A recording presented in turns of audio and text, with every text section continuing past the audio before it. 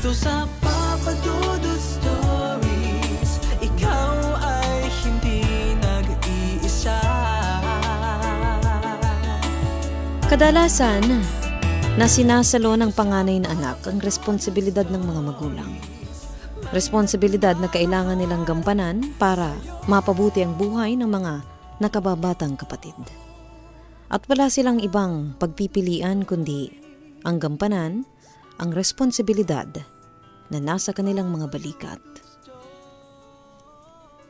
Dear Kaistorya, may mga pagkakamali tayo sa buhay na minsan hindi na natin kayang itama dahil kahit kailan, hindi na natin pa maibabalik ang nakaraan.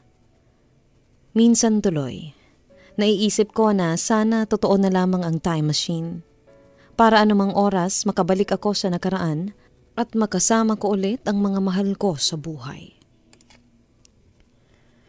Kaistorya, tawagin niyo na lamang ako sa pangalang Jessica. 29 years old at nakatira dito sa Cainta, Rizal.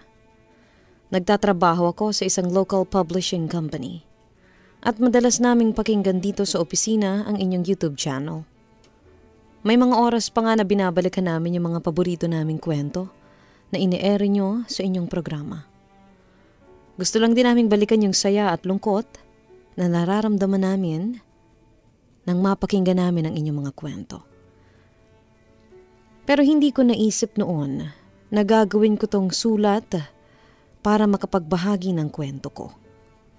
Dahil sa totoo lang, ito ang parte na ayoko na sanang balikan at maalala pa. Masaya, malungkot na mabigat na parte ng aking buhay.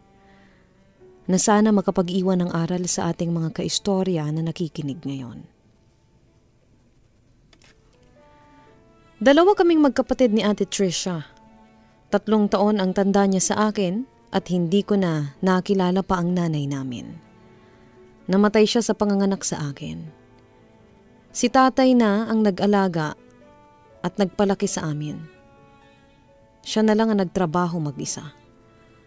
Ay mali pala, 2 sila ni tatay na nag-alaga sa akin. Mula kasi nang magkaisip ako, si Ate Trisha na ang nag-aasikaso at nag-aalaga sa akin noon pa lang. Habang si tatay ay abala sa trabaho niya sa talyer.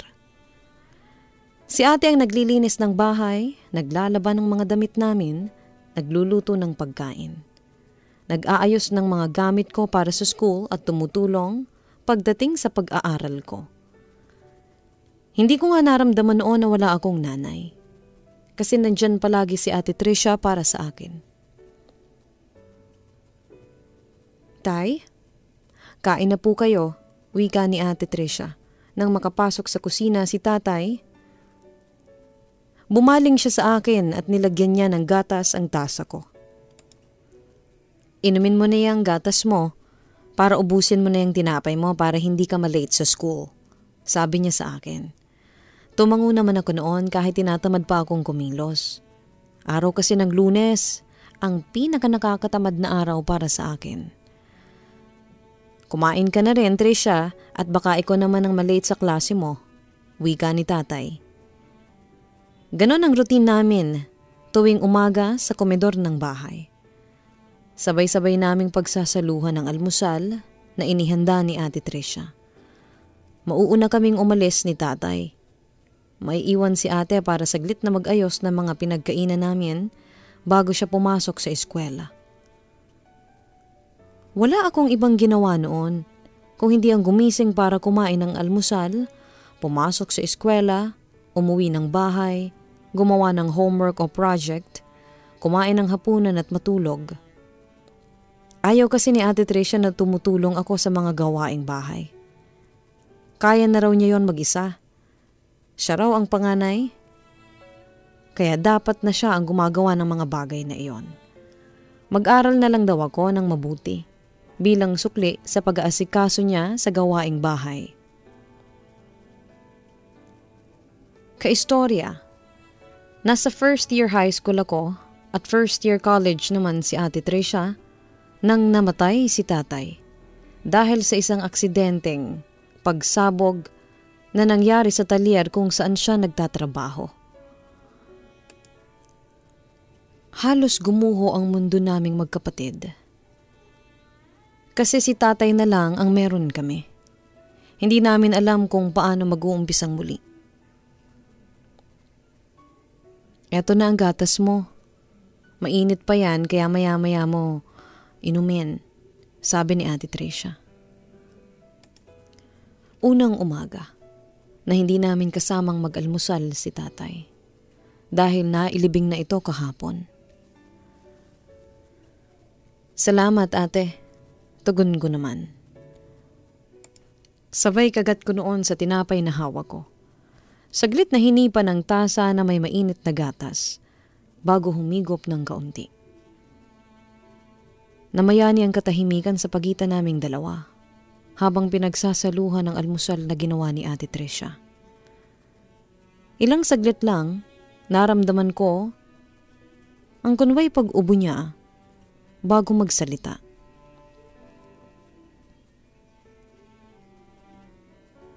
Nakausap ko pala si Tita Aida. Ang sabi niya, baka raw gusto mo na doon ka muna sa kanila.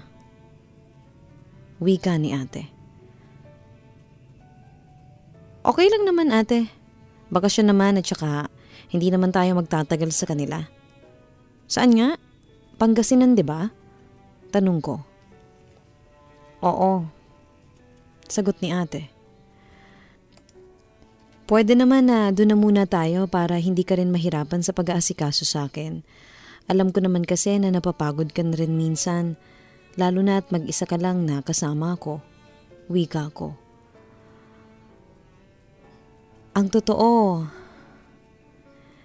ikaw lang kasi ang gustong kunin ni tita. Ikaw lang ang gustong kunin ni Tita Aida. Wika ni Ate Tricia na nagpataas ng tingin ko. Ang tingin naman niya ay nasa tasa ng kape na hawak niya. Ano yun, ate? Medyo kinakabahang tanong ko. Nagbitaw muna ng malalim na buntong hininga si Ate Tricia. Gusto kang ampunin ni Tita Aida. Ikaw lang, Jessica. Tugon niya habang nakatingin sa aking mga mata. At pumayag ka naman? Tanong ko. Ang sabi ko, kakausapin muna kita. Sagot ni ate. Ate Tricia, kahit hindi mo ako kausapin, alam mo naman dapat ang sagot ko dyan, di ba? Ayoko magkahiwalay tayong dalawa. Hindi ako papayag na ampunin ako ni Tita Aida. Please ate, huwag mo akong ibibigay sa kanya. Hindi naman ako magiging pabigat sa'yo. Tutulungan kita sa lahat ng mga bagay na dapat mong gawin. Huwag mo lang akong ipamigay. Pakiusap ko kay ate. Kaistorya mula nang mamatay si tatay, may mga kamag-anak kami na gustong mag-ampun sa amin ni Ate Tricia. Pero gusto nila kaming ampunin nang magkahiwalay kami. Minsan, naririnig ko na may tumatawag pa sa cellphone ni ate at kinukumbinsi siya na ibigay na lang ako sa kamag-anak namin na gustong mag-ampun sa akin.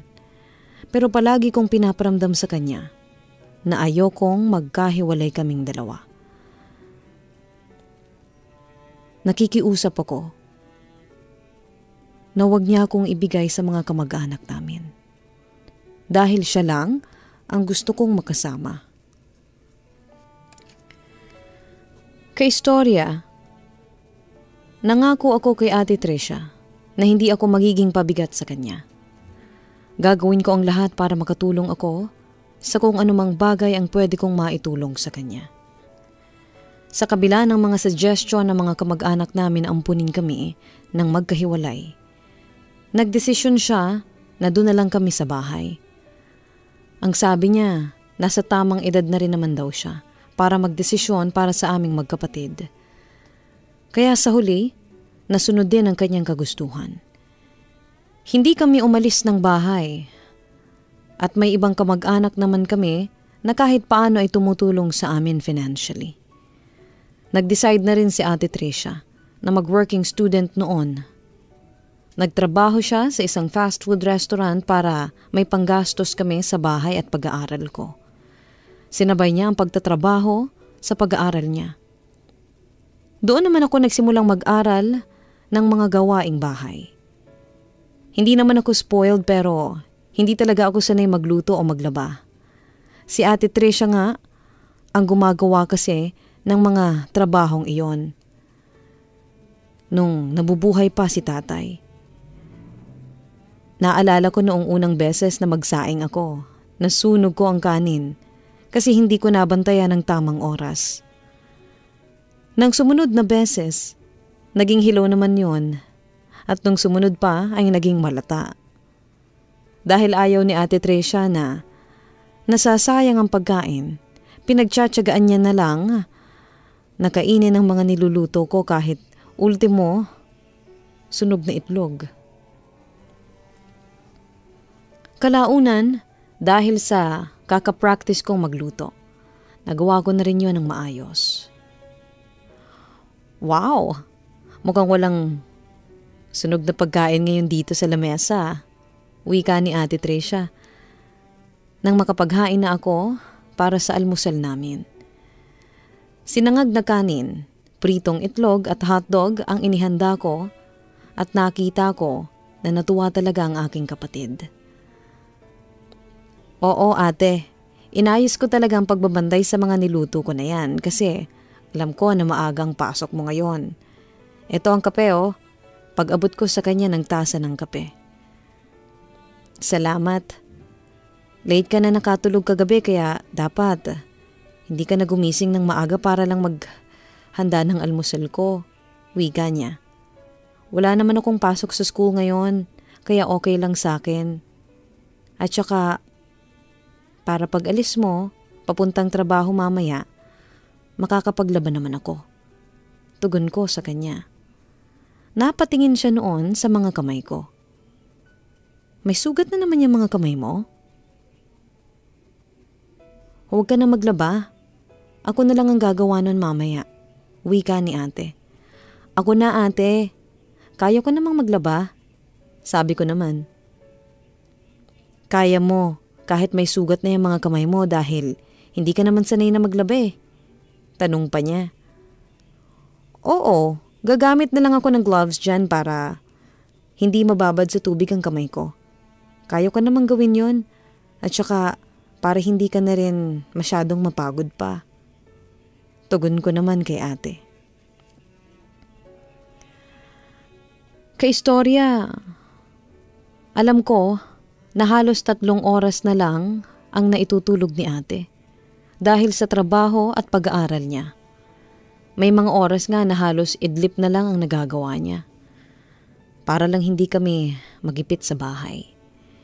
Hindi naman kasi palaging nagpapadala ng pera ang tita namin para sa aming magkapatid kasi meron din siyang mga anak. Kaya wala kaming ibang inaasahan ni Ate Tricia kundi ang isa't isa lamang. Dahil ayokong maging pabigat sa kanya, kagaya ng pangako ko. Ginagawa ko ang lahat ng mga gawaing bahay bilang ako ang madalas na nasa bahay. Minsan, hinihintay ko ang pag-uwi niya na madalas nakakatulugan ko na rin. Nagigising na lang ako na may kumot na ako habang nakahiga ng maayos sa sofa. Iniaayos pala ako ni ate ng higa pag nakikita niya akong nakakatulog na sa sofa. Ni minsan din, hindi ko siya narinig na magreklamo tungkol sa responsibilidad na naiwan sa kanyang mga balikat. Ang pinakamalaking naging sakripisyo niya yata ay noong sinabi niya sa akin na hihinto na siya ng pag-aaral sa kolehiyo. Sigurado ka na ba sa desisyon mo, ate? 1 taon ka na lang sa college. Bakit hindi mo na lang tapusin yun? Tanong ko nang sabihin niya sa akin ang plano niyang paghinto ng pag-aaral. Hindi pwede. Kasi magka-college ka na next school year. Tugon niya. Ako na lang muna ang titigil sa pag-aaral para matapos mo ang college mo. Suggestion ni ate. Ayan naman ang ayokong mangyari. Yung maiwan ka ng mga kaklase o kabatch mo. Tugon niya. Kaistorya, sa wakas ay natapos ko ang pag-aaral ko noon. Sobrang saya ko kasi 3 sina ate na may pangarap na makapagtapos ako. Naiyak ako nang matanggap ko ang diploma ko at makababa ng entablado. Kasi yun ang gusto kong ibigay kay Ate Tricia bilang kapalit sa lahat ng sakripisyo na ginawa niya sa akin. Nagpapasalamat din siya na hindi ko sinira ang tiwalang ibinigay niya sa akin. Nang maging regular din ako sa pinapasukan kong kumpanya, sinabi ko kay Ate Tricia na siya naman ang mag-aral. Isa yun sa mga paraan ko para makabawi ako sa lahat ng ginawa niya para sa akin. Pero ang sabi niya, wala na raw sa isip niya ang bumalik pa sa eskwela. Lalo na at regular na siya sa trabaho niya. Sinabi ko na pwede naman niyang hindi bitawan ang trabaho niya. Kung nahihiya siya sa akin, pwede naman naming paghatian na lang ang gasto sa pag-aaral niya kung mag-working student siya. Pero kahit anong pilit ko sa kanya na mag-aral ulit, hindi ko na siya nakumbinsi pa. Doon na rin nagsimulang kahit paano ay mas gumaan ang buhay namin ng kapatid ko. Wala na kaming utang na binabayaran. May regular na kaming trabaho at halos konti na lang ang kailangan naming pagkagastusan sa bahay. Hanggang sa makilala ko si Charles. Pinsan siya ng katrabaho ko na nakipagkilala sa akin. Noong nakasama namin siyang kumain sa labas. Mula noon, palagi na siyang nagte-text sa akin na tumatawag. Hanggang sa manligaw na nga siya sa akin kay istorya. Wala pa akong plano noon na ipakilala siya kay Ate Tricia. Pero nang minsang magkasabay kami na mag-dinner ng kapatid ko, tinanong niya kung sino raw yung lalaking naghahatid sa akin sa bahay. Doon ko na inamin na manliligaw ko si Charles at sinabi ng kapatid ko na gusto niya itong makilala. At nang makilala nga niya si Charles, naramdaman ko ang paghihigpit ni ate sa akin. May isang beses na hinatid ako ni Charles sa bahay. At habang nasa may gate kami, lumabas si Ate Trish at sinabi niya na masyado ng gabi para magkwentuhan pa kami sa labas. Nainis talaga ako noon sa kapatid ko kasi halata na malamig ang pakikitungo niya kay Charles. Mabuti na lang at mabait si Charles at sinabi niya sa akin na naiintindihan naman daw niya ang ginagawang pagprotekta sa akin ng aking kapatid. Dahil ako ang nakababata at nag-iisang kapatid niya. Minsan naiisip ko kaistorya na sana pala hindi ko nalang pinakilala si Charles kay ate para hindi na niya ako masyadong pinaghihigpitan pa. Naging bantay sarado kasi ako. Ang bawat galaw ko. Pati na yung pakikipagtawagan ko kay Charles kapag malalim na ang gabi. Sinisita na rin niya. Hindi ko na alam kung bakit parang gano'n na lang kabigat ang loob niya kay Charles. Mabait naman ito at hindi totoo na walang respeto. Palaging sinasabi ni Charles na nagigets niya ang paghihigpit ng kapatid ko. Kaming dalawa na lang daw ang magkasama. Kaya normal lang na maging mahigpit sa akin si ate. Naging porsigido si Charles sa panliligaw sa akin. Bukod sa paghahatid niya pauwi sa bahay, may mga oras na pinupuntahan niya ako sa mga fast food chain na madalas kong kainan kapag lunch break para sabay kaming kumain. Magkalapit lang din kasi ang building ng pinagtatrabahuhan namin. At ang pinakang gusto kong ginagawa niya ay yung kapag nasa isang resto bar kami tapos may live band doon. Pupunta siya sa stage at kakanta ng isang awitin na sa akin niya raw iaalay. Hindi ba nakakakilig iyon? Kaya naman hindi ko na napigilan ng sarili ko na mahulog ang loob sa kanya. Hanggang sa dumating na nga po, sa araw na sinagot ko na ang panliligaw niya.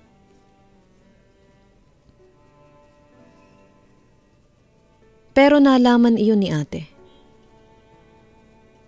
At nagkasagutan pa kami. Dapat daw ay kinilala ko munang mabuti si Charles bago ko ito sinagot. Hindi pa raw sapat ang effort na pinakita nito para masabi niyang seryoso ito sa akin.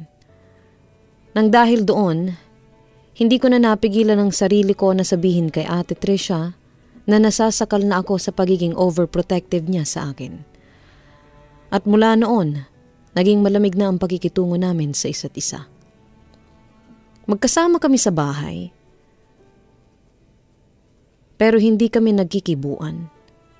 Nagluluto pa rin siya ng pagkain para sa hapunan at sabay kaming kumakain. Pero hindi na kami nag-uusap. Mas okay na rin yon ka-istorya kasi hindi niya pinakikialaman ang mga kilos ko. Kahit pa yung pag-uwi ko ng late sa bahay. At hindi ko pagsasabi sa kanya kung nasaan ako o kung sinong kasama ko. Wala na akong naririnig pa mula sa kanya. Pakiramdam ko noon ay nakawala ako mula sa pagkakakulong sa isang masikip at maliit na hawla. Naging maayos naman ang unang mga buwan ng relasyon namin ni Charles, ka-istorya. Lalo na noong hindi na kami masyadong nag-uusap ni Ate Tricia.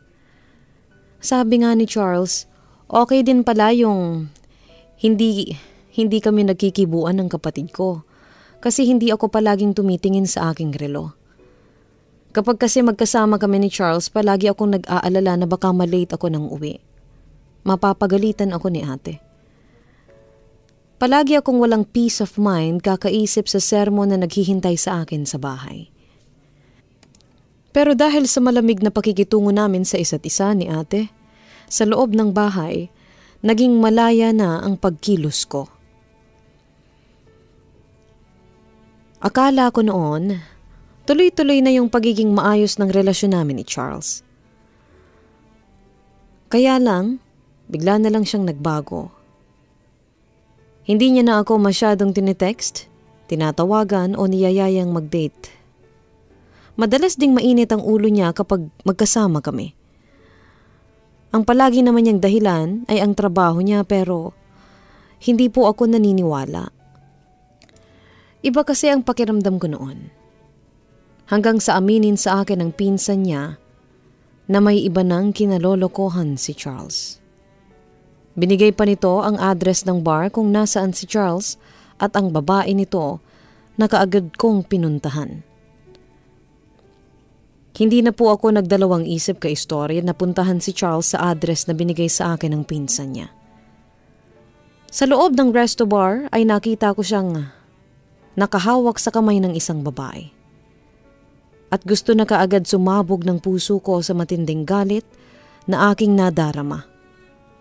Kaya naman hindi ko na napigilan ang sarili ko at sinugod ko silang dalawa. Kaagad kong hinila ang buhok ng babae, kasunod ang pagsampal sa kanya. Nagulat si Charles at muli ko pa sanang sasampalin ng babae kaya lang nahila na ako ni Charles palayo dito. Doon na niya ako halos kinaladkad palabas ng resto bar. Wala naman talaga akong nakita na ibang problema sa ugali noon ni Charles. Pero hindi ako na-inform ng pinsan niya na katrabaho ko na siya pala yung tipo ng lalaki na mabilis magsawa sa babaeng nagiging girlfriend niya. Sinabi na lang yun sa akin ng katrabaho ko nang aminin niya na alam niyang may iba ng kinakatagpo na babae ang pinsan niya. Hindi ko rin inaasahan ang biglang paglitaw ni Ate Tricia noon sa may labas ng resto bar kung nasaan kami ni Charles. Sinampal niya si Charles at pinagbantaan na huwag nang magpapakita sa amin.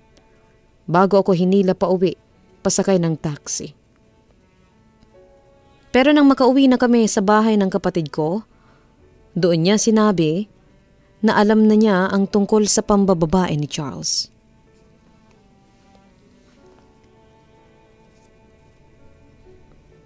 Ang sabi ni Ate Tricia, kahit hindi kami nag-uusap na magkapatid, alam niyang masama ang loob ko sa kanya. Gusto pa rin niya akong proteksyonan. Ginawa niya yon sa paraan na alam niya. Nag-guilty pa nga raw siya noon kasi hinusgahan kaagad niya si Charles nang hindi man lang ito kinikilala. Kaya naman plinano niya na kausapin ito. Dahil nabanggit ko sa kanya kung saan nagtatrabaho si Charles, pinuntahan niya ito isang hapon at doon niya nakita na may isinakay ito na ibang babae sa kotse. Pero bago raw sumakay ang babae doon, hinalikan pa raw ito sa labi ni Charles. Hindi niya raw kaagad masabi sa akin dahil baka isipin ko raw na sinisiraan lang niya si Charles. Pero palagi niya raw akong pinapakiramdaman. Hanggang sa marinig niya, nakausap ko sa cellphone ang katrabaho ko, pati na ang address ng resto bar na pupuntahan ko nung araw na yon kung nasaan si Charles at ang babae nito. Sumunod siya sa akin at hindi siya nakapagpigil na lumapit nang makita niyang sinasaktan na ako ng ex-boyfriend ko. Doon kami muling nagkaayos ng kapatid ko. Kasi bumawi talaga ako sa naging pagkukulang ko kay Ate Trisha. Pero wala pang isang taon ang nakalipas nang malaman ko na mayroon palang malalang sakit ang kapatid ko. Meron siyang stage 3 breast cancer. Sobrang nasaktan ako kasi hindi niya yun sinabi kaagad sa akin. Sinolo niya lahat ng gamutan at therapy dahil ayaw niya raw akong mag-alala sa kanya. Ang daya mo naman, ate. Akala ko ba magtutulungan tayo? Pero bakit hindi mo kaagad sinabi sa akin ang tungkol sa sakit mo? Bakit sinolo mong lahat ito? Naiiyak na wika ko. Kasi nga, gusto kong ma-enjoy mo ang buhay mo. Ayokong maging pabigat sa'yo At ikaw, ayokong saluhin mo mga gastusin na para sa gamutan ko. Nanghihina na wika ni Ate Trisha habang nakakonfine siya sa ospital. Ayaw mong tulungan kita pero hinayaan mo na maging pabigat ako sa'yo. Naiiyak na wika ko. Kahit kailan, hindi ka naging pabigat sa akin. Lahat ng ginawa ko para sa'yo. Ginawa ko yun dahil mahal kita. Kaya ito ang tandaan mo, Jessica. Ano man ang mangyari sa akin, magpakatatag ka. Gusto ko na kung saan man ako mapunta, makikita kitang nakangiti at lumalaban pa rin para sa amin, ni nanay at tatay. Bilin sa akin ni Ate Trisha. 4 na buwan kaistorya. 4 na buwan ding nakipaglaban si Ate Trisha sa sakit niya kasama ako. Bago siya tuluyang kinuha ng Diyos mula sa akin. Nakakalungkot. Kasi hindi pa ako tuluyang nakakabawi sa kanya. Hindi ko pa natutupad ang pangako ko sa kanya. Hindi ko pa natutupad ang mga pangarap namin. Pero ayun, wala na ako nagawa kung hindi ang palayain siya mula sa puso at tanggapin ang paglisan niya sa mundong ito. Hanggang ngayon kasi ay namimiss ko pa rin ang ate ko. Namimiss ko siyang makasama, makausap at mayakap. Bagay na kahit kailan ay hindi na mauulit pang muli. Dito ko na rin po tatapusin ang sulat ko dahil hindi ko na rin mapigilan ngayon ang mga luha ko. Sana kahit paano nakapagbigay ng aral ang aking kwento. Ang kwento naming magkapatid. Gumagalang, Jessica.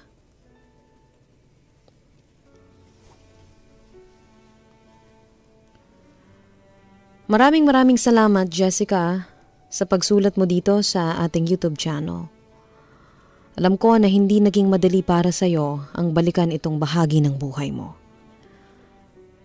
Pero sigurado ako na malaki ang aral na naiwan ito sa ating mga kaistorya na nakapakinig ng kwento ng buhay mo. nakapakinig ng aral kung paano natin dapat pahalagahan ang ating pamilya. Dahil lahat ng oras natin sa mundong ito ay limitado lamang. Hindi natin alam kung kailan tayo pwedeng mawala o ang mahal natin sa buhay. Hindi natin alam kung hanggang kailan tayo pwedeng maging masaya. Ang sabi nga nila, kaya tayong iwan ng ating mga kaibigan o ng ibang tao, pero hindi ng ating pamilya. Dahil kahit ano pa man ang mangyari, sila ang mananatiling nandyan para sandalan natin sa oras ng matinding kalungkutan. Ang buhay ay mahiwaga, laging may lungkot at saya. Sa Papa Dudut Stories, laging may karamay ka.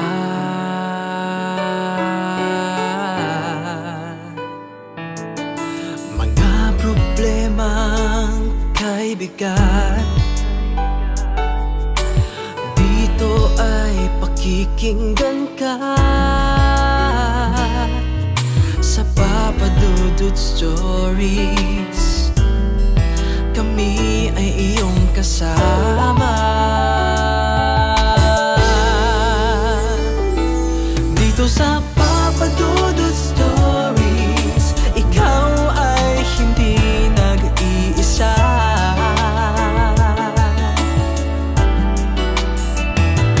Dito sa Papa Dudut Stories, may nagmamahal sa'yo.